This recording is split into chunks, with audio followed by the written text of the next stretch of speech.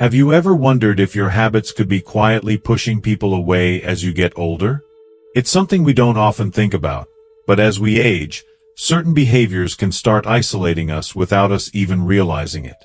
From the way we communicate to how we take care of ourselves, these small actions can have a huge impact on our relationships and quality of life. In this video, we're going to uncover 12 habits that might be sabotaging your relationships and happiness, things that many people don't even know they're doing. But here's the good news. Once you're aware of these habits, you can start making positive changes that will lead to a more fulfilling, connected life. Whether it's the way we complain too much, stop embracing new technology, or even neglect our appearance, these habits can leave us feeling lonely and disconnected. But by the end of this video, you'll know exactly how to reverse these behaviors and build stronger relationships, improve your self-esteem, and live with more joy and purpose.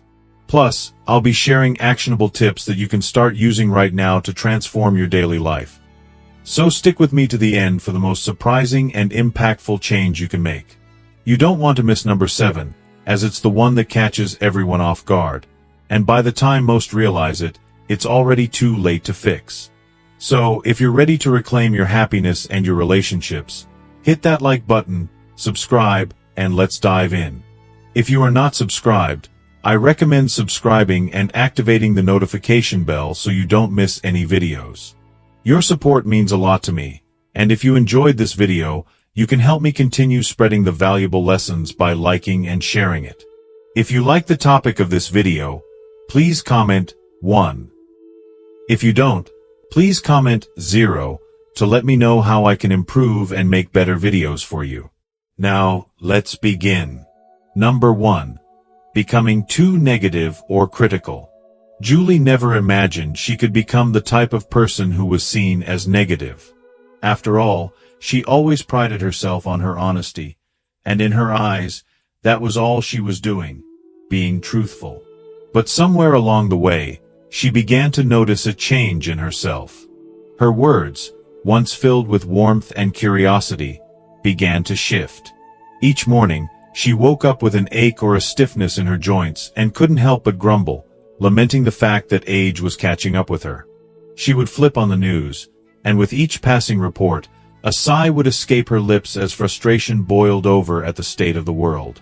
She'd talk to her younger relatives, and more often than not, her comments were laced with judgment. "Back in my day, we had more respect for others," she'd mutter, shaking her head. At first, she didn't see it. It was just little things, small complaints here and there that seemed harmless.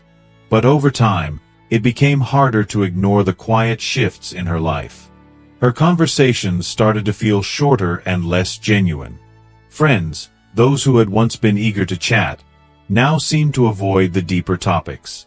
They would steer the conversation away from anything that might lead to complaints or criticism. Even her beloved grandkids, who used to run into her arms the moment they saw her, now seemed to pull away, always finding excuses to stay away longer. Julie couldn't understand why this was happening. She thought, what's wrong with wanting to vent? What she didn't realize was that negativity, even when it's rooted in valid frustrations, is like a heavy weight on the souls of those who hear it. It saps energy, leaving people feeling drained, defeated, and worse than they did before. The truth is, it's so easy to slip into a spiral of criticism. The world around us changes at a breakneck pace, and with it, things that once felt familiar and comforting can become alienating. Our bodies start to betray us, and tasks that once felt simple now feel like monumental challenges. Shopping, driving, learning to use new technology. Everything feels like it requires more effort than it used to. And yes, it's natural to vent and express frustration. Life is frustrating, after all. But when that frustration becomes the default, when negativity starts to dominate our interactions, it subtly but powerfully drives people away. It's an exhausting cycle, and no one is immune to it. It feels like a small crack at first, but over time, it grows, making it harder for people to connect and for joy to thrive. How to turn this around? The key to shifting this negativity lies in consciously choosing how to engage with the world. It's about finding the positive, even on the hardest days. Start your conversations with something light, something uplifting. Imagine if Julie began her day by saying, "I woke up feeling so much better today." Or, "Did you see that gorgeous sunset last night?" Or maybe, "I just read something that made me think." When we bring positive energy into a room, it can be like turning on a light in a dark space. People are naturally drawn to that light, and they stay longer in its warmth. Setting a limit for complaints is also crucial. Permitting yourself to express frustration, but only for a set amount of time, can help you avoid spiraling into a negativity vortex. 2 minutes of venting, followed by a shift toward something constructive. Instead of rejecting the new, unfamiliar, and seemingly frivolous, try being curious. When your grandchild talks about a new app or trend, instead of dismissing it with a sigh, ask, "Tell me more about that. What makes it so fun?" It's about changing the lens through which you see the world. Fostering curiosity instead of critique, understanding instead of judgment. Julie had no idea how much her negativity was affecting her until she made a conscious effort to change. She started leading her conversations with positivity, like a small but deliberate step toward breaking the pattern. To her surprise, people started responding differently. Her friends lingered longer, willing to share more with her. Her grandkids, who had once kept their distance, came back with eager smiles. Slowly, the connections she thought she'd lost began to return. Her heart, once clouded by negativity, began to feel lighter, and she realized something profound. The effort to shift her mindset wasn't just about changing her relationships. It was about rediscovering the joy of life itself. She learned that positivity is a gift, not only for others but for herself, too. It doesn't just lift the spirits of those around us, it transforms our hearts and souls, opening doors to healing, connection, and a renewed sense of wonder. Number 2. Ignoring personal hygiene and appearance. Julie once lived for the thrill of getting dressed up, the feeling of slipping into her favorite colorful blouse, and the subtle yet signature scent of her perfume that clung to her as she moved. Every detail was intentional. Her hair was always styled just right, and her clothes were chosen with care to reflect her personality and mood. It wasn't about impressing others. It was about honoring herself and showing the world the vibrant, confident woman she was. But as time passed, something shifted in Julie. At first, it was just small changes.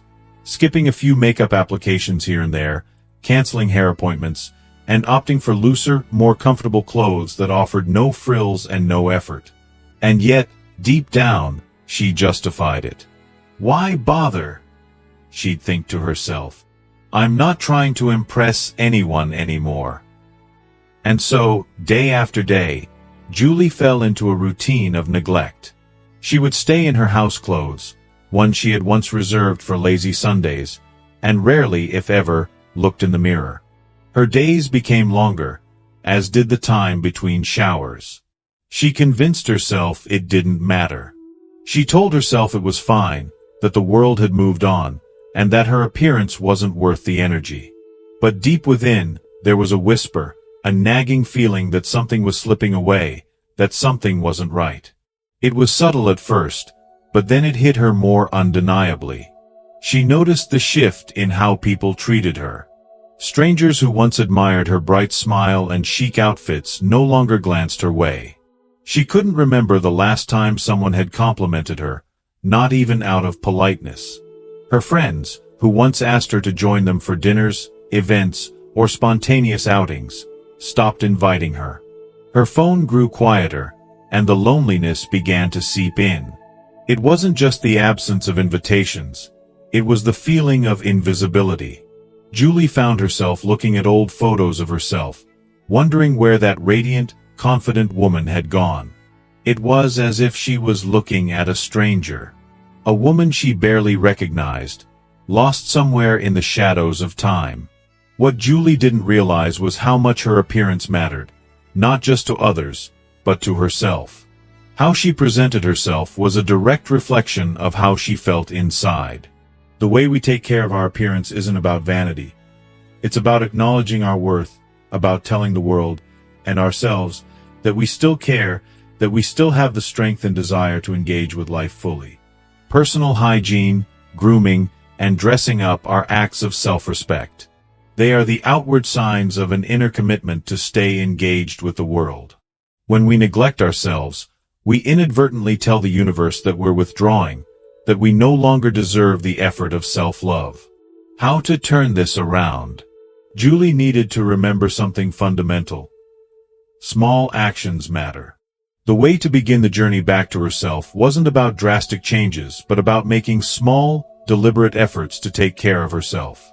It started with something as simple as getting dressed every day, even if she had no plans to leave the house. It didn't have to be anything elaborate, just something clean, comfortable, and well-fitting. When you wear something that makes you feel good, it's like a little spark of positivity that can ignite your entire mood. It's a simple but powerful act that says, "I'm worth the effort today." Julie also began to prioritize her hygiene once again, carving out time for a warm shower, trimming her nails, and indulging in small acts of self-care like moisturizing her skin and brushing her hair. These tiny acts weren't just about staying physically clean. They were about sending a message to her inner self. I matter. I am worth the time. These rituals, small as they seemed, were a way of reaffirming her connection with herself, of reminding her that she was still here and still worthy of love, especially her own. She rediscovered the power of color and the effect it had on her spirit. Julie began to wear colors that made her feel alive, bright, vibrant hues that made her feel energized like she was walking in sunlight. She even started adding little accessories. A favorite watch, a simple pair of earrings, or just a spritz of her favorite perfume. It was as if these small touches brought back a sense of joy, reminding her of the woman she used to be, and still is, deep down. And it worked. Slowly but surely, Julie felt a shift. When she brushed her hair, slipped on a blouse she loved, and dabbed on a bit of lipstick, she began to notice the world around her respond. She walked into rooms with her head held a little higher, and suddenly, people smiled at her again. She felt lighter, brighter, more confident, and, most importantly, like herself again. The woman who had once loved getting dressed up was no longer lost. She was reclaiming herself, piece by piece, one small, loving action at a time. If you are still watching this video and find these lessons useful, please comment 1 below to let me know that you are still here with me. Your appearance isn't just how others perceive you. It's a reflection of how you feel inside. When you take the time to care for yourself, to show up for yourself, you're telling the world, and more importantly, you're telling yourself that you're still alive, still vibrant, and still worthy of all the good things life has to offer. And that, my friends, is a truth that can transform the way you see yourself and how the world sees you in return. Number 3. Becoming stubborn and resistant to change. Julie had always been a creature of habit.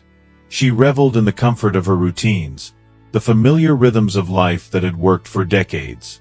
She believed that what had worked in the past was good enough, and there was no need to change something that had brought her so much stability. Change, in her eyes, was unnecessary and even intrusive. She'd often scoff at the idea of learning anything new, especially when it came to technology. "I don't need to learn all that," she'd say, her voice dismissive as she waved off her kids' and grandkids' attempts to introduce her to the world of text messages. "If they want to talk to me, they can call." But as time passed, the phone calls became less frequent. It wasn't as if her family didn't care. Oh, they cared deeply, but the way they communicated had evolved. They are no longer called as often. Instead, they sent messages in group chats, exchanged pictures and funny videos, and even sent birthday reminders, all things that Julie refused to engage with. She watched as the world around her seemed to move on, leaving her behind in a quiet, invisible isolation. Julie never realized how much she was missing until the day her heart sank as she scrolled through a conversation thread and saw all the moments she had never been a part of. The precious photos of her great-grandkids, the playful banter, the quick check-ins that felt like warm hugs through a screen. It wasn't just about technology. It was about her connections to the people she loved, slipping through her fingers like sand. The painful truth, though, is that stubbornness, as innocent as it may seem, can lead to isolation. We can easily fall into the trap of thinking that change isn't necessary, that the way we've lived for years, even decades, is the right way, the only way. But in reality, refusing to adapt, whether it's resisting new technology, avoiding new ways of doing things, or stubbornly clinging to old habits, can push the ones we love away without us even realizing it. We lose touch with the world and, most heartbreakingly, with the people who matter the most to us. How to stay open to change. It's time to say, "I'll try," instead of, "I don't need that." Just those 3 little words, "I'll try," can make all the difference in the world. It keeps your heart and mind open, it keeps you sharp, and it creates opportunities for new, beautiful experiences. Don't shut things down before you give them a chance. Ask for help, and allow it to become a moment of bonding. Invite your kids or grandkids into your world, and let them teach you something new. You'll be amazed at how learning together creates not just new skills but memories that you'll treasure forever. Start small. Embrace tiny changes first. You don't have to transform overnight or become a tech expert at the drop of a hat. Instead, begin with small, simple adjustments. A quick text here, a new hobby there, or even watching a show that your grandkids adore. It's these little acts that will help you stay connected to the world around you, bridging the gap between generations and keeping your heart full. When Julie finally decided to let her granddaughter teach her how to send a text message, she was shocked by how easy it was. But more than that, she was overwhelmed with gratitude as she realized what she had been missing all along.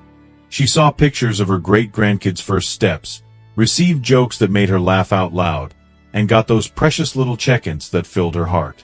By letting go of her resistance, Julie discovered something far more precious than any technological gadget, a deeper, richer connection with the people she loved most. And that, my dear friends, is the real gift that comes with change. It's not just about adapting to new ways. It's about keeping the door to your heart open, making sure that the bonds we cherish never fade away. Number 4. Hoarding and refusing to let go of clutter. Julie had always been deeply sentimental, a woman who saw value in everything. Her home was a reflection of her memories. Old birthday cards from loved ones she hadn't seen in years, piles of newspapers she'd once meant to read but never had the time to, clothes she hadn't worn in ages but kept just in case. Each item had a story, a personal connection that made it almost impossible for her to part with. What was once a cozy haven full of cherished mementos slowly became an overwhelming sea of things she rarely used but couldn't bear to let go of. At first, Julie didn't see any harm in it. "Everything here has value," she'd say with conviction. "I might need it one day." But what she failed to realize was that the clutter was slowly taking control of her life. It was more than just piles of old books and forgotten trinkets. It was stress, anxiety, and a sense of being suffocated by the weight of things she didn't need. Her home, once warm and inviting, began to feel like a maze. Navigating from room to room became a challenge, and cleaning felt impossible. Even inviting guests over started to seem like an overwhelming task. Her daughter, with a gentle and loving voice, suggested that Julie consider letting go of a few items, but Julie's resistance was strong. "What if I need them later?" she would say, a deep fear settling in her heart at the thought of letting go of anything. She clung to the past through the things she kept, not realizing that the very items she held onto were preventing her from embracing the present and all the beautiful opportunities it had to offer. Clutter isn't just about filling up physical space, it also fills up your mind. It weighs you down, causing stress and making everyday life harder than it needs to be. The emotional attachment to things can keep you tethered to moments that no longer serve you, preventing you from moving forward. Letting go can feel like losing part of yourself, but in reality, it's about freeing yourself from the past so you can fully embrace the future. How to break free from clutter. The journey to freedom starts small. One drawer, one box, one shelf at a time. Don't try to tackle everything at once. That can feel overwhelming and discouraging.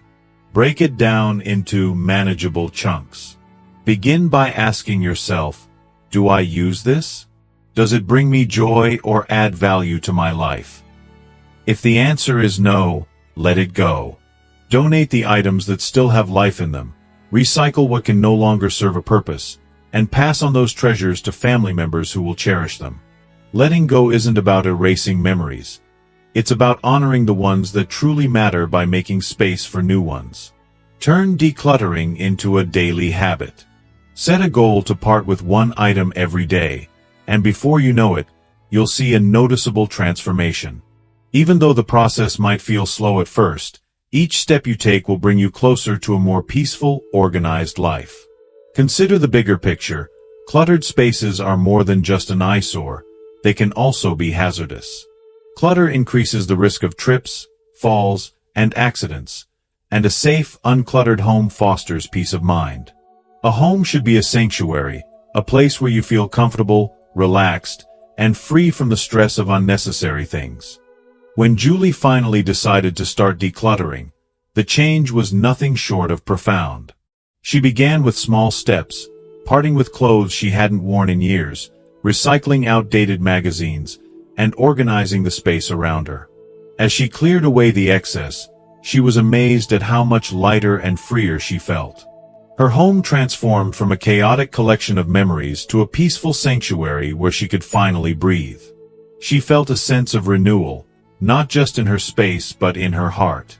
For the first time in a long while, Julie felt comfortable inviting friends over again without the fear of judgment or the weight of disorganization holding her back. Letting go of clutter wasn't about losing things. It was about making room for the things that truly matter for a simpler, more peaceful, and more fulfilling life. In the end, decluttering wasn't just about getting rid of stuff. It was about clearing the path to a better future.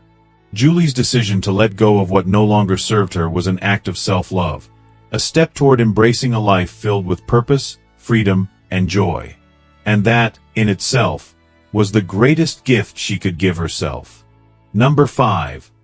Losing patience with others too quickly. Julie had always prided herself on being a calm, understanding person. She never imagined herself as someone prone to impatience. After all, she had spent most of her life practicing patience, learning to embrace the chaos and challenges of everyday life with a smile. But lately, something inside her was changing. Little things, insignificant at first, began to irk her in ways they never had before. There was an undercurrent of frustration that seemed to simmer beneath the surface, and no matter how hard she tried to ignore it, it bubbled up more often than she'd like to admit. One ordinary afternoon, Julie found herself standing in line at the grocery store, waiting for the young cashier to finish bagging her groceries. He was slow, so slow that Julie could feel the weight of the seconds dragging on. His hands were unsteady as he fumbled with the bags, clearly a bit overwhelmed by the task. Julie's heart raced with annoyance. "Can't you move a little faster?" she muttered under her breath, her impatience getting the better of her. It felt like the world was moving at a crawl, and she just wanted to get out of there and move on with her day. But then something caught her eye. The cashier, suddenly aware of her impatience, looked down at the counter, his face flushing with embarrassment. That's when Julie saw it, the subtle tremor in his hands, the nervousness in his posture. He was young, probably new at the job, and struggling with the pressure of trying to do everything right. That moment was a gut punch. It hit her all at once. She had become the very person she once despised, the one who let impatience dictate their actions, the one who snapped at people without taking a moment to consider their situation. How had she become so quick to judge, so slow to show kindness? As we get older, it becomes easier to lose patience with others. The little annoyances that used to roll off our backs suddenly feel magnified. Our days, once full of calm, start to feel crowded with frustrations. We become less tolerant, more rigid, and less willing to bend with the flow of life. And yet, when we act out of frustration, we're not only harming the people around us but ourselves as well. That pent-up anger and impatience only raise our stress levels, draining us emotionally. And for what? A few seconds shaved off a line at the grocery store? Is that worth it? So, how can we stay patient and kind in a world that constantly tests our limits? It starts with pausing. Just pausing before reacting. It's a small but powerful tool. When you feel that familiar spark of irritation creeping in, take a deep breath. Close your eyes for a moment and ask yourself, is this worth getting upset over? Remind yourself that the slow driver in front of you might be someone's grandfather, trying his best. The distracted cashier might be a college student working long hours to pay their tuition. We all carry invisible burdens. If we could just open our hearts to the humanity behind the actions of others, it might transform our frustration into empathy. Look for small moments throughout your day to practice kindness. Instead of letting your irritation take the wheel, choose gentleness. A smile. A soft word of encouragement. A simple, take your time, can make someone feel seen, heard, and appreciated. It's amazing how such small gestures can shift the energy in a space, turning irritation into connection. And at the end of the day, isn't that what we all need? More connection, more kindness, more understanding? If you are still watching this video and find these lessons useful, please comment 2 below to let me know that you are still here with me. Julie made a promise to herself that day. The next time she went to the store, she would be different. She would slow down, both literally and figuratively. When she reached the same young cashier again, she smiled at him genuinely and said, "You're doing a great job." His face lit up, his eyes filled with gratitude. In that simple exchange, Julie realized something important. Kindness doesn't just make someone else's day, it transforms your own as well. It lifts you, lightens your soul, and makes life feel just a little bit easier. And perhaps that's the true power of patience. Not just in making others feel better, but in making ourselves better, too. Number 6. Over-talking and not listening. Julie had always been the life of the conversation. She had an endless supply of stories, a wealth of advice, and memories that she couldn't wait to relive. Talking was her way of connecting, her way of feeling loved and valued. But over time, something changed. Julie began to notice that her daughter, the person she cherished most in the world, wasn't calling as often. And when they did speak, the conversations felt rushed, almost as if her daughter was anxious to get off the phone. Julie's heart ached. Was something wrong? She couldn't help but ask, "Is everything okay? You don't call as much anymore." There was a long, uncomfortable pause before her daughter's soft voice finally came through the receiver. "Mom, I love talking to you, but sometimes I don't feel heard. It's like our calls are all about you, and I never get to share what's on my mind." Julie felt as though the wind had been knocked out of her. Shocked, she didn't even begin to cover how she felt. She had no idea how often she had dominated their conversations, how frequently she had interrupted with her own experiences, how often she had eagerly pushed her advice before her daughter could even finish her sentence. How had it gotten this way? Had she unknowingly pushed her daughter away? It's easy, isn't it? We fall into this trap as we age. We accumulate a lifetime of wisdom, and all we want is to pass it on, to share what we've learned, and to give advice we believe might help. But in doing so, we forget something crucial: listening. We forget how important it is to simply hear the other person. We forget that a relationship is a two-way street, and when we monopolize the conversation, we risk losing the very connection we cherish most. Julie realized that her actions, no matter how well-intentioned, had created a wall between her and her daughter. She had been so focused on filling the silence with her own words that she hadn't noticed the silent withdrawal on the other side of the line. Her daughter's hesitation to talk, the quieter responses, the sudden longing for the conversation to end, all of it made sense now. So, Julie decided to make a change. The next time her daughter called, she took a deep breath, set aside her thoughts, and truly listened. She asked questions, ones that invited her daughter to open up and did not just respond. "What's been the best part of your week?" she asked, genuinely wanting to know, not just out of habit. Julie didn't rush in with advice. She didn't interject with her own story. Instead, she gave her daughter the space to express herself fully, to share her joys, her worries, her triumphs, and her struggles. And as Julie did this, she felt a shift, a deep, emotional shift. The connection they had once had seemed to return, stronger and more meaningful than before. Julie had learned something invaluable. The best conversations aren't about talking more, they're about listening better. Listening with your heart, not just your ears. When we listen deeply, when we make the other person feel truly heard, we create a space for connection that words alone cannot build.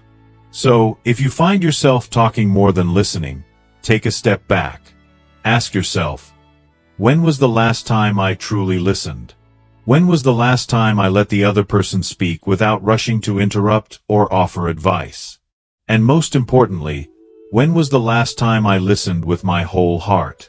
The answers might surprise you, but the change it brings could transform your relationships forever.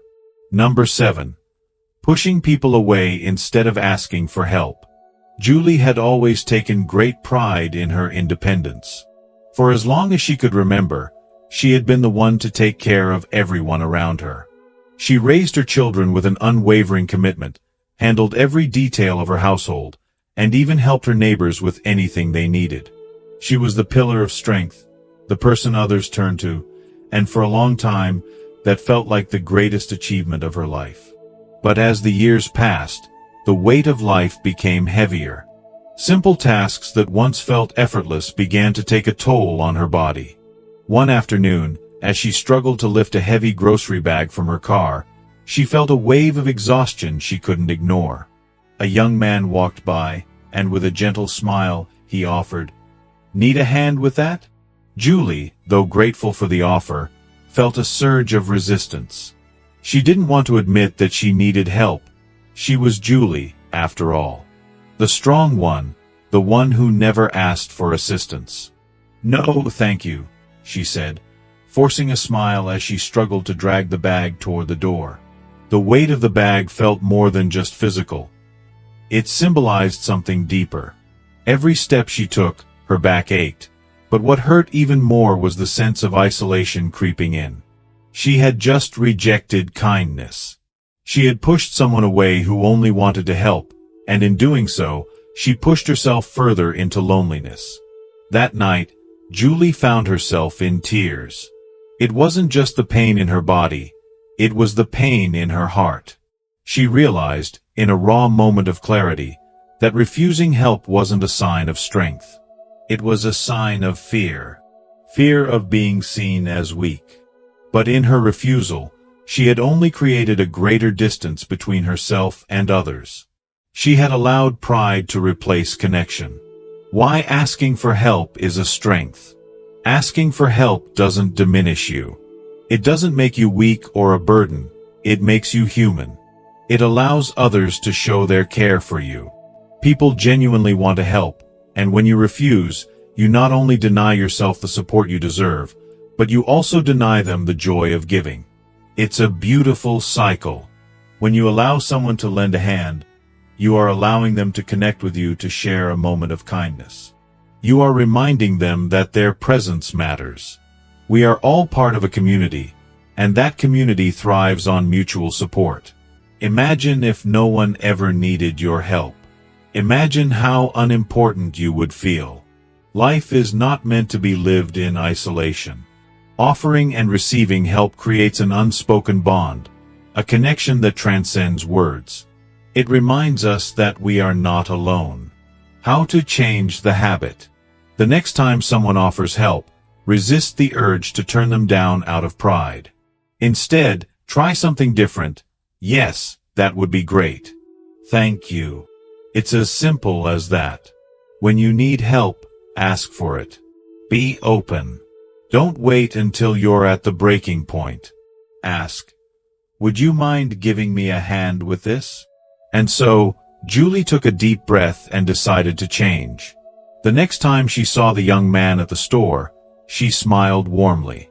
"Actually," she said, "I could use a little help today."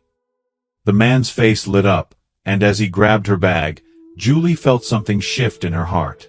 For the first time in a long while, she felt truly connected. In that small moment, she realized the power of asking for help. It wasn't just about making life easier, it was about allowing love and care to flow into her life once again. Number 8. Being too frugal to enjoy life. Julie had always been careful with her money, perhaps a little too careful. She had learned early in life the value of saving, of being frugal, and of planning for the future. For years, she clipped coupons, skipped vacations, and hesitated before making any purchase that wasn't necessary. Even though she had a comfortable nest egg saved for the future, she couldn't shake the nagging worry. What if something unexpected happens? What if I run out of money one day? The fear of running out, of not having enough, held her back from truly enjoying life. Her life had become a series of sacrifices, all for a future that never seemed to arrive. Then, one day, her best friend Linda invited her on a weekend getaway to the countryside. "Come on, Julie, let's go. It'll be fun. We'll explore, eat good food, and just relax for a couple of days," Linda said, her excitement palpable. Julie's first instinct was to decline. Spending money on travel, staying in a nice place, eating out at restaurants? She could think of a dozen reasons not to go. But deep down, a voice inside whispered, "When was the last time I treated myself? When was the last time I did something just for fun, just for me?" The thought lingered in her mind, even as she made excuses. Julie had spent so many years saving for one day. But what if that day never came? What if she spent her entire life hoarding money, only to realize too late that she had never truly lived? Why enjoying your money matters. While being financially responsible is undoubtedly important, life isn't just about saving. It's about living. It's about making memories, experiencing joy, and feeling the fullness of life. Research shows that spending money on experiences, traveling, going to concerts, exploring new hobbies, creates lasting happiness, while material possessions lose their luster over time. The truth is that experiences enrich our souls in ways that things simply cannot. Julie had worked hard for this stage of life. She had sacrificed so much for her family and her future, and now, it was time to enjoy it. Money is meant to support our happiness, not just sit in a bank account. Security is important, but so is fulfillment. We need to find a balance between saving for the future and living fully in the present. What good is it to have wealth if we can't enjoy it while we're still here to savor it? How to change the habit. It's okay to spend money on things that bring you joy. Allow yourself to indulge in a nice dinner, take a weekend getaway, or invest in a new hobby that excites you. Set aside a portion of your savings specifically for experiences that will nourish your spirit. Ask yourself, if not now, when? Life doesn't wait, and neither should you. The time to enjoy yourself is now. Julie finally said yes to that weekend trip with Linda. And for the first time in what felt like forever, she laughed freely. They explored, they ate delicious food, and they talked for hours. As the weekend came to a close, Julie watched the sunset with Linda and realized that this was exactly what she had been saving for all along. These moments, these experiences, these bursts of joy. She had spent so many years worrying about the future that she had forgotten how to live in the present. The joy Julie felt during those 2 days reminded her of something she had forgotten. Life isn't just about surviving, it's about thriving. And sometimes, thriving means treating yourself, saying yes to joy, and allowing yourself the pleasure of living fully in the moment. Number 9. Talking down to younger generations. Julie adored her grandson Ethan. She had watched him grow from a curious, energetic child into a thoughtful young adult. She looked forward to his visits, but lately, their time together had started to feel awkward. He used to tell her all about school, his friends, and his favorite video games. But now, their conversations were strained, almost as if a wall had slowly been built between them. One day, Ethan mentioned a new app he had downloaded, his eyes lighting up as he talked about it. Julie sighed, her heart heavy with nostalgia. "Back in my day, we didn't need all this technology," she said, a tinge of judgment in her voice. "We played outside. Kids these days are always staring at screens instead of getting fresh air." Ethan fell silent. Julie watched as he glanced at his phone and shifted uncomfortably in his seat.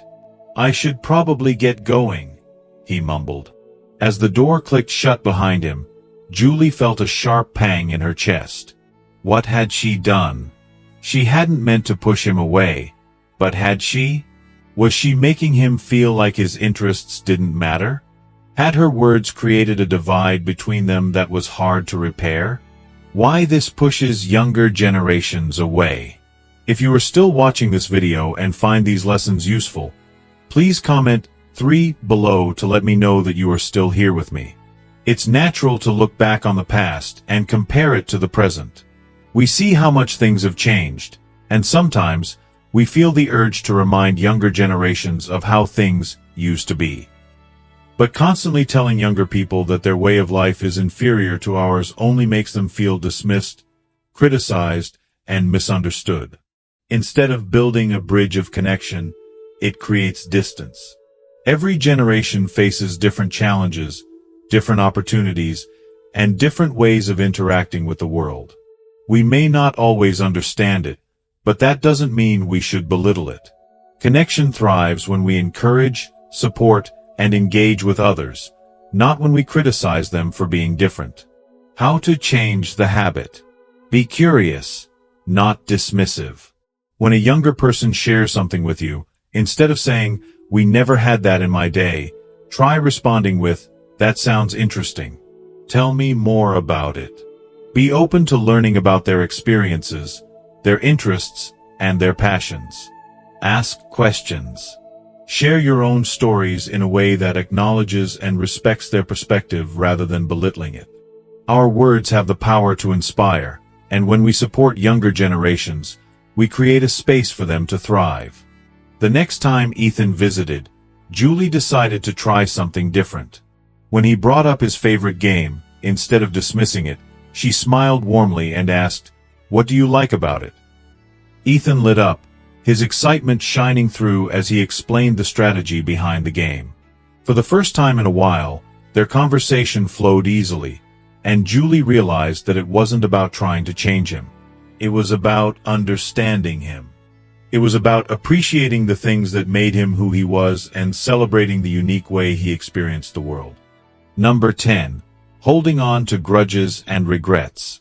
Julie sat by the window, staring at the falling leaves outside. The crisp air of the approaching holiday season should have filled her with excitement, but instead, her heart felt heavy.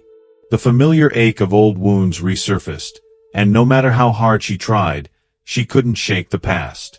She thought of the friend who had betrayed her years ago, the argument with her sister that was never resolved, and the dreams she had let slip away. The regrets, the missed opportunities, and the broken relationships felt like a weight she couldn't escape. The past was like a song on an endless loop, replaying in her mind with painful precision.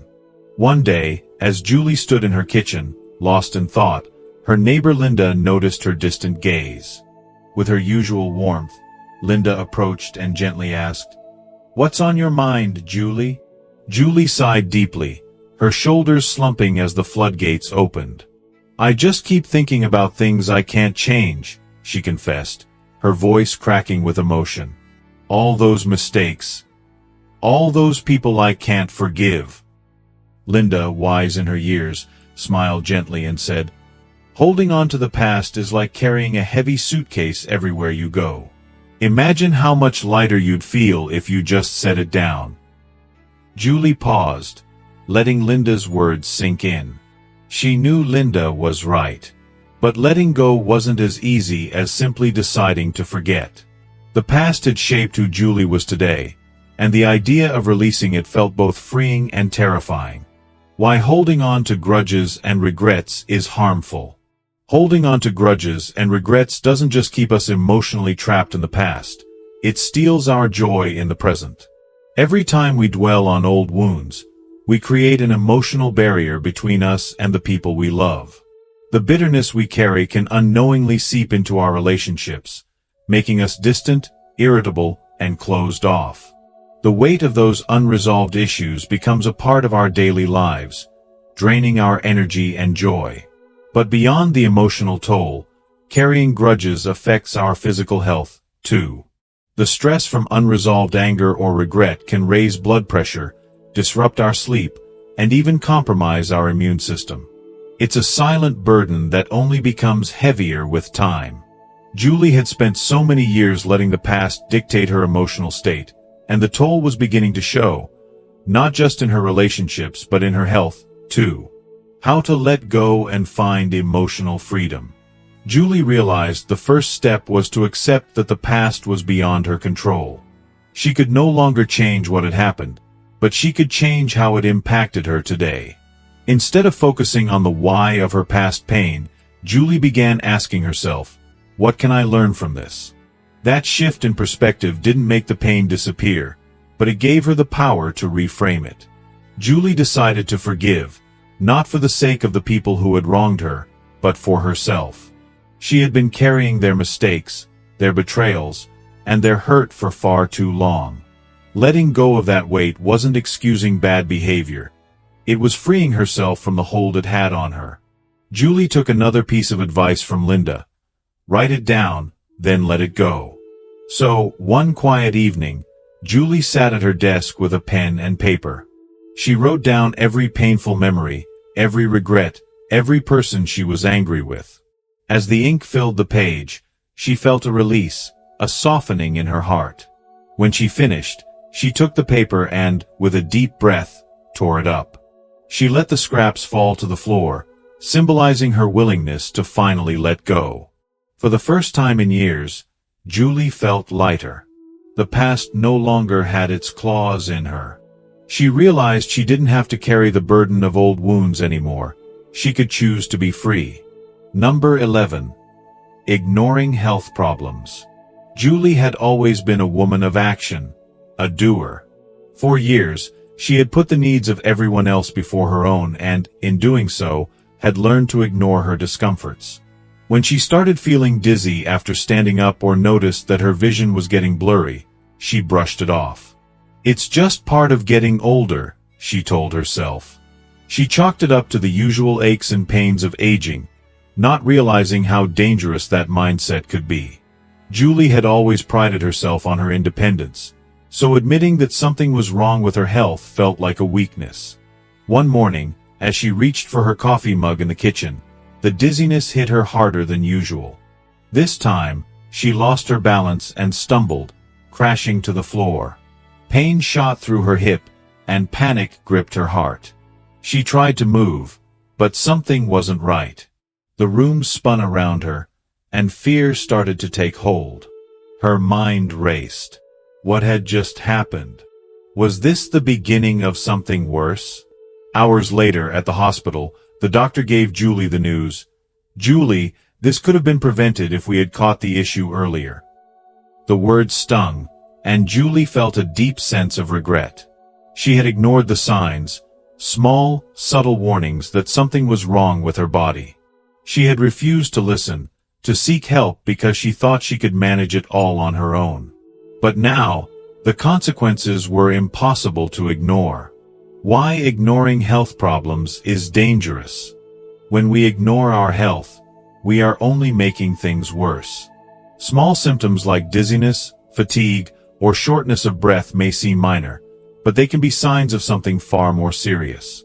By putting off checkups, we risk missing early warnings that could prevent major health issues down the line. In Julie's case, the dizziness could have been a sign of something much more serious: a stroke, dehydration, or a heart condition. Had she acted sooner, she might have avoided the fall that led to her injury. Delaying medical attention often results in bigger, more complicated problems. Prevention is always easier than crisis management, and Julie had learned this the hard way.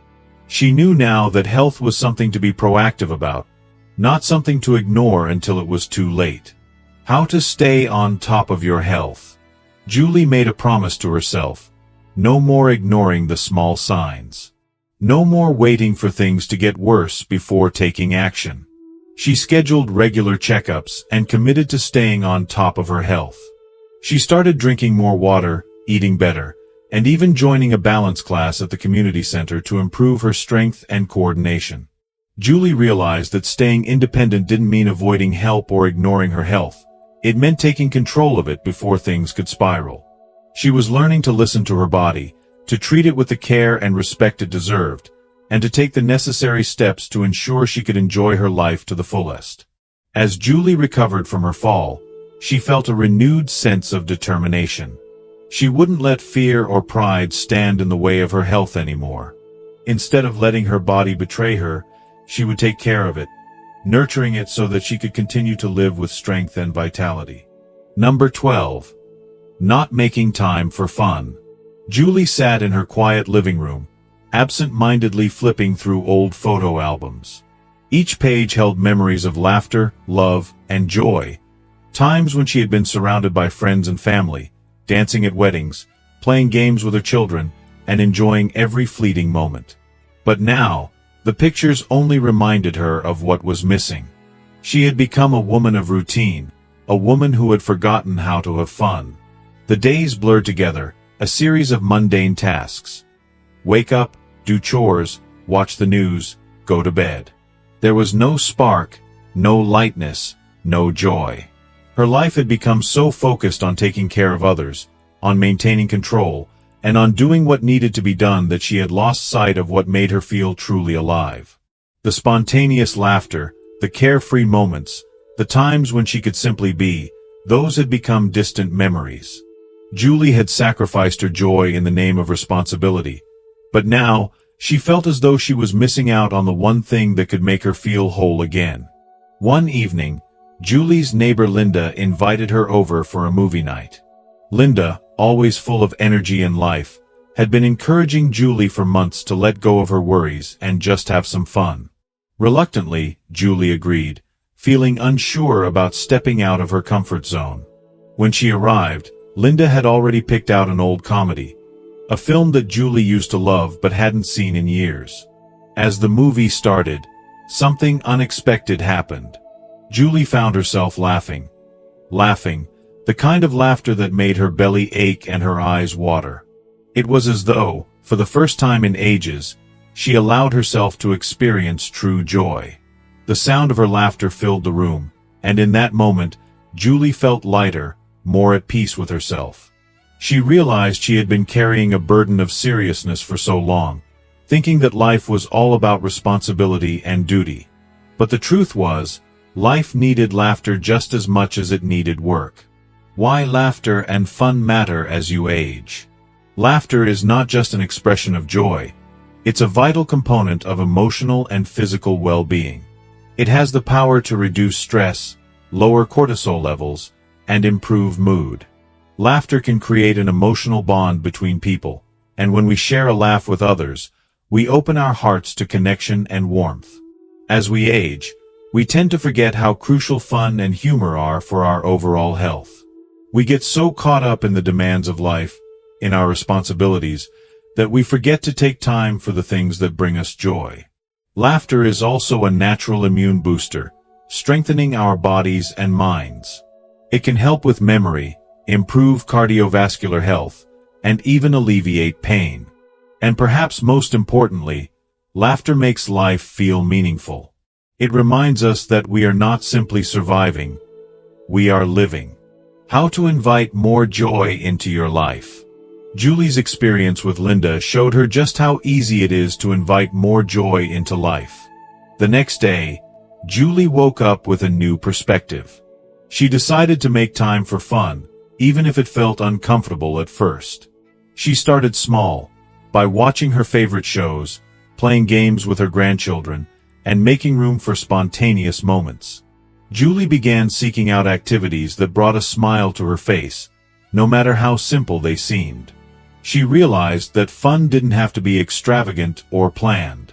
Sometimes, it was as simple as enjoying a cup of coffee on her porch, dancing around her kitchen to her favorite song, or laughing over a silly joke with a friend. If you are still watching this video and find these lessons useful, please comment below to let me know that you are still here with me. She also made a conscious effort to surround herself with people who brought joy into her life. Linda's laughter was contagious, and Julie knew she needed more of that in her world. She started calling her friends more often, inviting them over for game nights, and finding ways to bring fun back into her daily routine. Julie rediscovered the importance of joy. She no longer allowed the weight of responsibilities to overshadow her need for laughter and lightness. She understood now that life wasn't meant to be lived in a constant state of seriousness. The simple moments, those that made her laugh, that filled her heart with warmth, were the moments that made life truly worth living. Number 13. Not embracing change and growth. Julie had spent so much of her life holding on to what was familiar, to the routines and habits that had served her well for years. But as time passed, she began to notice something within herself, a subtle shift. The person she once was, the one who found comfort in routine and certainty, had started to fade. In her place was a woman who was beginning to understand that change was inevitable, and that it wasn't something to fear but something to embrace. At first, Julie resisted. She had always been the person who held tight to what she knew. The idea of stepping outside her comfort zone, of trying new things or accepting new perspectives, felt overwhelming. But as she started to shed her old ways of thinking, something beautiful began to unfold. Her daughter began calling her more often, eager to share her life with Julie.